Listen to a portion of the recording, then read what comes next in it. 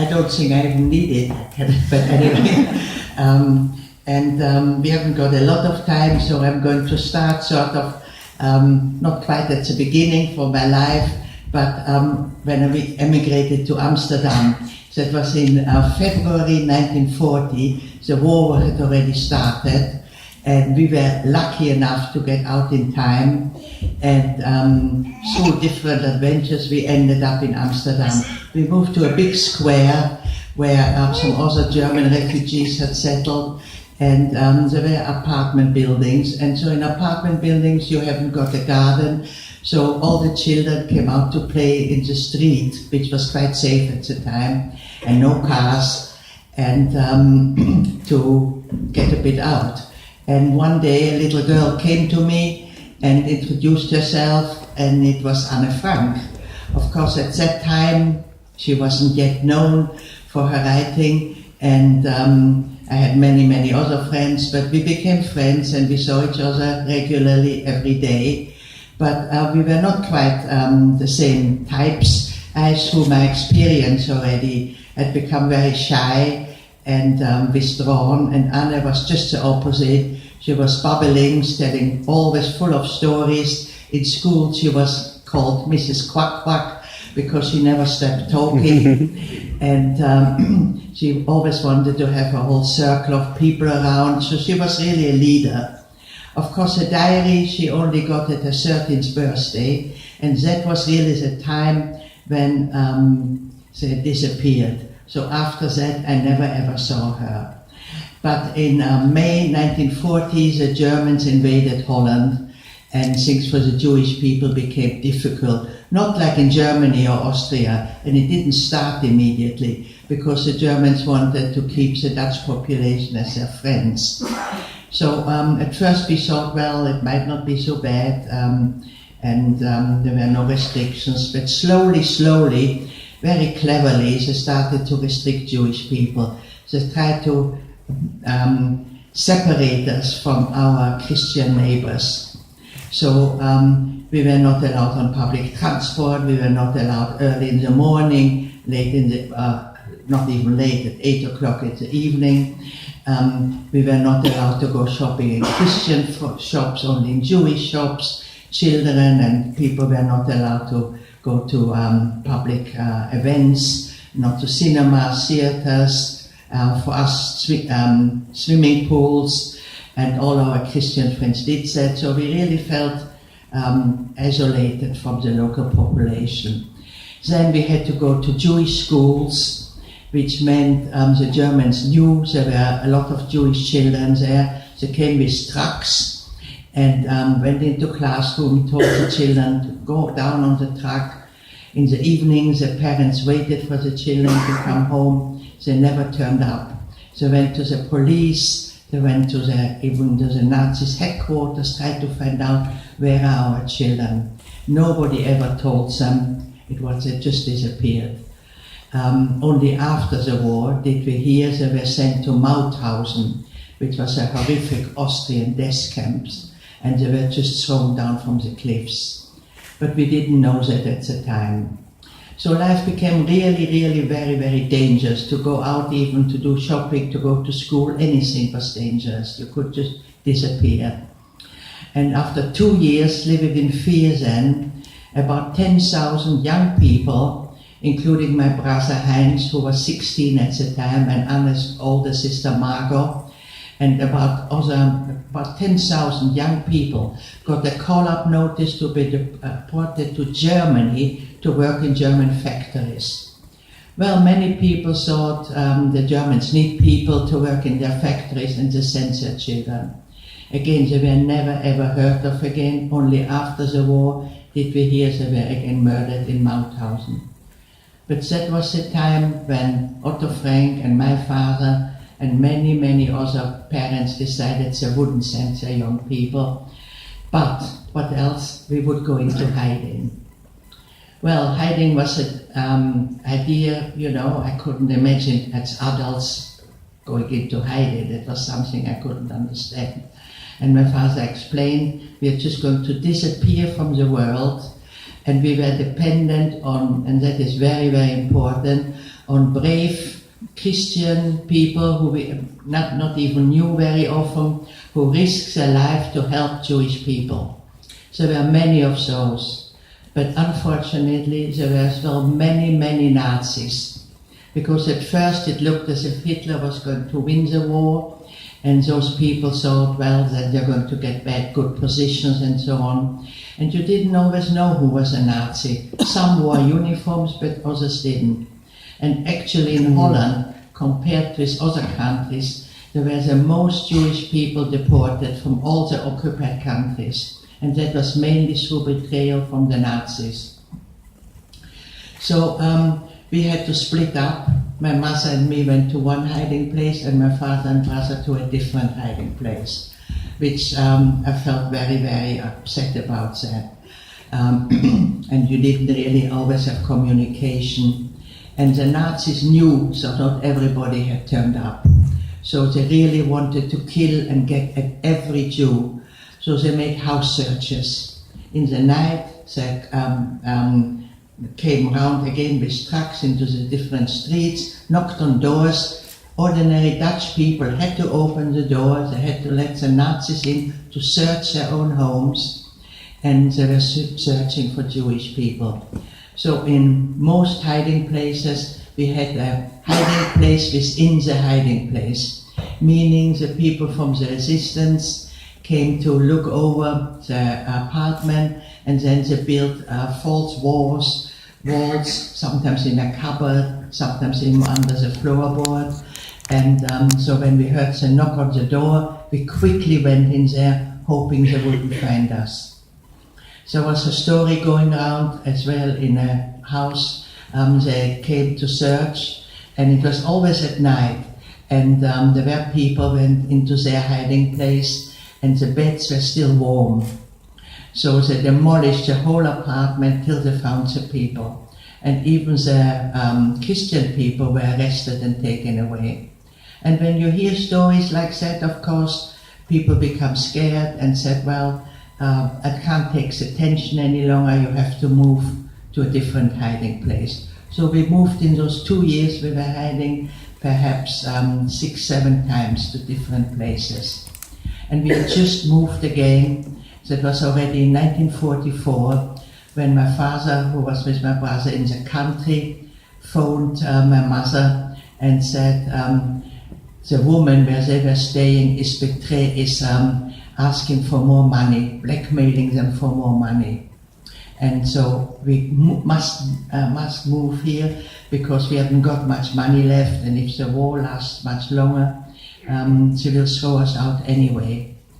So by 44, it had become already very, very difficult to find safe homes. Many people had been arrested, many didn't dare to do it, and even the Dutch population, young Dutch men, were as well picked up from the street, Christians, and were taken to Germany to work in the factories. That was called forced labor. And they didn't want to do that, obviously, so they went into hiding. So after about 3 weeks, my mother heard from a Dutch nurse who said she knows a safe place. So my father and brother escaped from their other hiding place and were met by this Dutch nurse, taken into a home, well received there. And that was just round the corner from where we were hiding, our new hiding place. So on a Sunday afternoon, we went to visit them. And we were happy they were near there, and it looked very good. And so we thought, well, the war won't last much longer. We were quite satisfied about the situation at the time. On Tuesday, it was my 15th birthday. We were just going down for breakfast. There was a knock on the door, and Nazis stormed in and arrested us. We had no idea how we were betrayed, what had happened. They took us to the Gestapo headquarters, and they wanted to know information from me, who had helped us over those 2 years, because they knew we had gone to hiding when my brother got the call-up notice. So they beat me up, tortured me, but luckily I knew, of course, the people by sight, but I didn't know their name or where they lived or anything, people from the resistance, so I couldn't betray anybody. But very often I think back, if I would have known, would have perhaps betrayed somebody. So eventually they let me go, and we were taken to a small room, and there was my father and brother as well. So he told us that this nurse who took them to this place was really a double agent. And that Nazis came with their own key into this house. In that house there were over 200 Jewish people betrayed. And to just illustrate you what kind of people those were who betrayed other people, knowing what might happen to them. Her boyfriend was a member of the resistance, and he always asked her for safe homes, and she always had them. And then he became a little bit suspicious of her, and she realized that. So she betrayed her own boyfriend, and he was shot. That kind of people worked with the Nazis. So we were put immediately on transport. On Tuesday we were arrested, on Friday we were already on transport to the east. Of course, they didn't tell you where we were going. We knew about the death camps, but there were as well concentration camps and labor camps. So at first we hoped perhaps we are not going to a death camp yet. We knew about Auschwitz, because very often people say, did you know about it? It wasn't really known, but that is not true. The BBC then broadcast out to all the occupied countries in their own language, and they always mentioned, of course, what happened in the war, what is going on, and by 1944 they planned already an invasion, and it looked already as if the war was going to end soon, and they gave everybody really hope. But as well, they mentioned that 300 death camps and concentration camps in Germany and Poland, and they were always mentioning Auschwitz, where Jewish people were systematically being gassed. So we had no illusions really what might happen to us. So after a horrific journey in a cattle truck, we arrived after 3-4 days, and the doors were thrown open, and we heard dogs and shouting, and next command jumped down, and we looked around, and we were on a platform, and it said Auschwitz, Auschwitz. So we knew where we were. The next command was men and women to different sides. So you can imagine that was again a very, very emotional goodbye.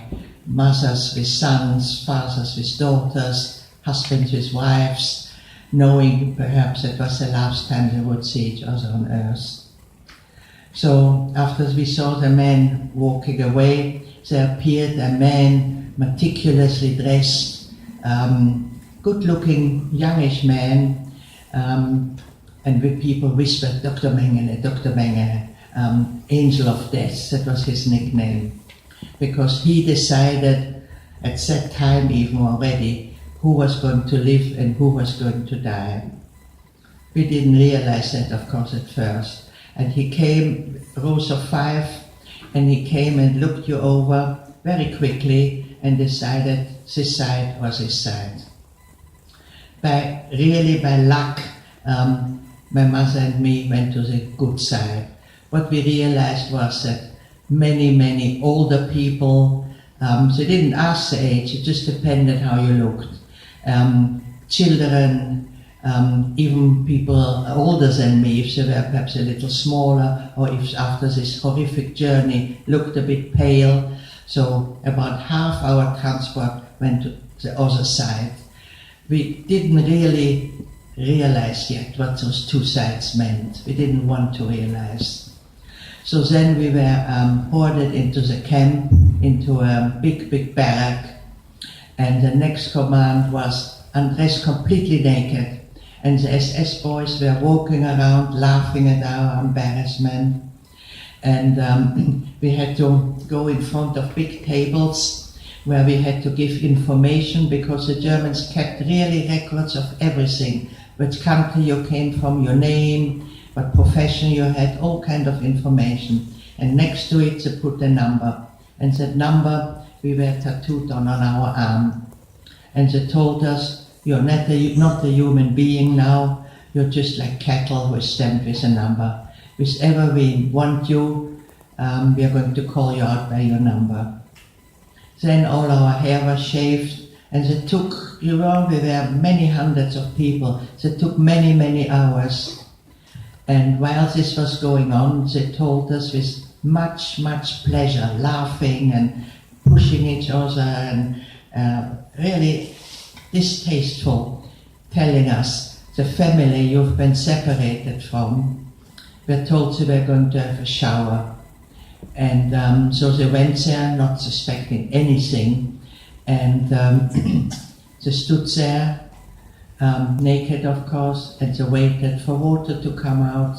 There were shower heads, and they looked up, not a drop came. And they started to feel faint and couldn't breathe properly.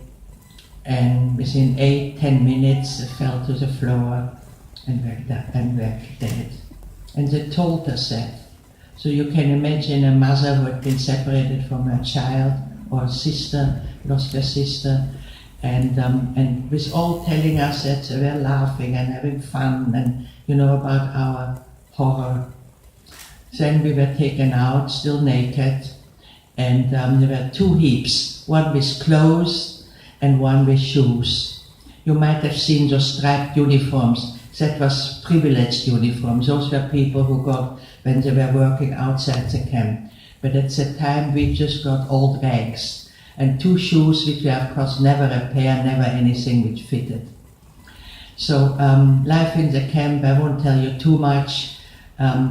Everybody who survived was a miracle.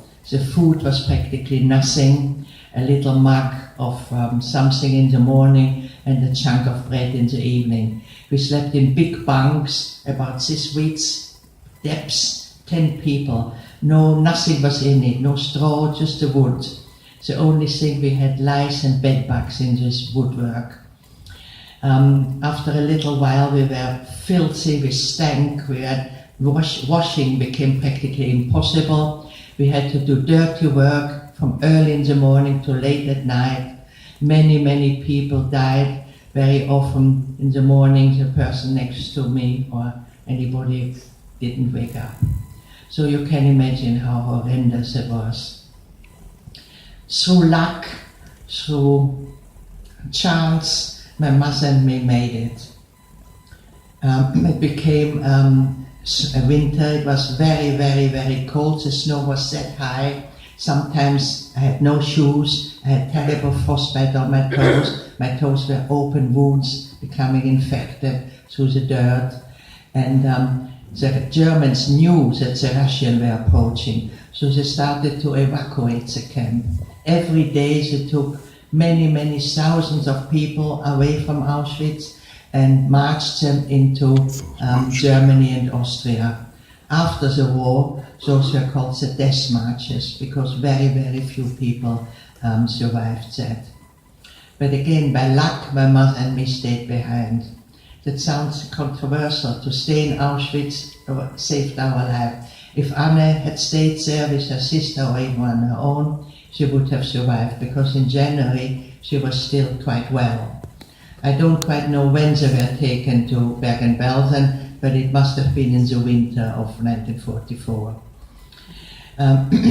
Of course, so they were deported into the same camp. I never ever saw her again. Then one morning we woke up and it was very, very quiet, and the Germans had just left, had fled, still taking many, many people with them. We were alone for several days, and then first one Russian appeared and then more Russians came. And they fed us, but they were pursuing the Germans, so they didn't really stay. I decided I would go to Auschwitz, to the men camp, to try to find my father and brother. And I went there through the snow. There was fierce fighting going on there. Bullets flew over my head. I had to lie down. And but I reached Auschwitz. And I looked in all the barracks, and I found two men I had known in Amsterdam. And one of them was Otto Frank. The first question he asked me, have you seen my girls? Or my wife? And we hadn't seen it, because the camp was really enormous. And I asked them if he had seen my father or brother, and he had seen them, but he said they have left the camp with the Nazis. So at that time we had great hopes that they would have survived still. So eventually the Russians took us away from Auschwitz, because there was fierce fighting. The Germans even came back once, and we traveled for 4 months deep into Russia, and we saw unbelievable devastation. The Germans had flattened, ruined everything. Every house, every village, every town was in ruins. And so there were practically no people. I don't know, we saw people coming out from the ground with trying to bargain with us something, sell us something or wanted something. Terrible poverty. And eventually we ended up in Odessa. But we were traveling 4 months with the Russian eastwards. And in Odessa we waited for the end of the war. When that came, of course, there was great jubilation, and we realized we had survived. Then became the journey, back to the West. That was again several months, and eventually we ended up in Amsterdam. Till now we had been looked after, because we had no money, we had still no clothes, or we had no possessions whatsoever. And we got in Amsterdam and we were put down at the station, and that was it. And we were disappointed. We thought we will be welcomed and looked after. But then we heard that Holland was the last country which was liberated. Means they had to wait till the end of the war. Belgium, France, Italy, Greece were already liberated when D-Day was. But Holland was occupied till the end. And the Germans took everything the Dutch produced to feed their own country, took it to Germany. And the Dutch, there were about 10,000 people who starved to death in their own apartment, because there was literally no food whatsoever. There were no dogs or cats around anymore. They had all been eaten up. People went to the country, came back with 1 potato to feed a family of 5. So there was really nothing. And when we came back, it was still very, very little. But we were very lucky to be able to get to our own apartment. That's another long story. And waited for news of our family. And after about 3 weeks, we got news from the Red Cross, very formal letter. We have to tell you, my mother, that your husband and your son perished in Mauthausen, this horrible Austrian death camp, several days before the American army came to liberate that camp. Well, that was our last straw. You know, we had still hope that things would get better, but after this it was just terrible. Otto Frank came as well to tell us that he had heard his whole family had gone. He was 57 years old at the time, and after he left, I sat on my mother's lap and we cried. And my mother said, well, at least we have each other, but this poor man has nobody. How can he carry on with his life? And a few days later, he came with a little brown parcel under his arm, and he opened it very, very carefully. And he said, I must show you something amazing. He knew, of course, that I had written a diary, but he had no idea that it was saved, and it was Anna's diary. And he read a few passages, but always burst into tears. It was too emotional for him. It took him 3 weeks to read the whole book. And then he was so proud of it, he showed it to everybody. And he said very often, you know, I didn't know my own child. He was surprised at her knowledge, at her ideas, at her humanity, and he was so proud of it. He showed it to everybody. And then a professor, a history professor, told him that it's his duty to publish it. That was very difficult for Otto, because a diary is actually a very private document, and he wasn't quite sure if Anna wanted it published or not, because in several passages she said she wants it published, and she says again it's just for myself I write it. So, but eventually he decided he would publish it. And it wasn't easy to find a publisher because nobody really wanted to know anything about this period just after it. And but eventually he found a Catholic publisher, and Otto had to edit it because he had to take out a lot of things. At that time you didn't publish anything about sexuality, and Anne writes a little bit about that.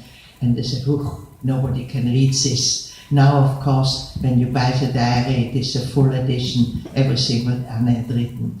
But at the time, they were very, very critical about many things. And as well, Otto found it too painful. Anne had, unfortunately, a rather bad relationship with her mother, and as well with the other inmates in the hiding place. And that was painful. All those people were dead, you know, to write bad things about them. So he took quite a bit of things out. But he never edited a single word, because later Otto had several court cases with German people who said Anne didn't even exist, and Otto wrote the diary himself, and all those terrible things. And but you know, and the diary was examined, the ink she used, the paper she was writing on, it was all, of course, originally from the war years. So Otto helped me a great deal. I was full of hatred, as you can imagine. His life was never going to come back to normal for me. I was very, very depressed, very miserable, and it was Otto who really helped me over this bad period. And when I finished school, he had become very friendly with my mother. They helped each other. My mother took him to lectures, and they started to live a liberal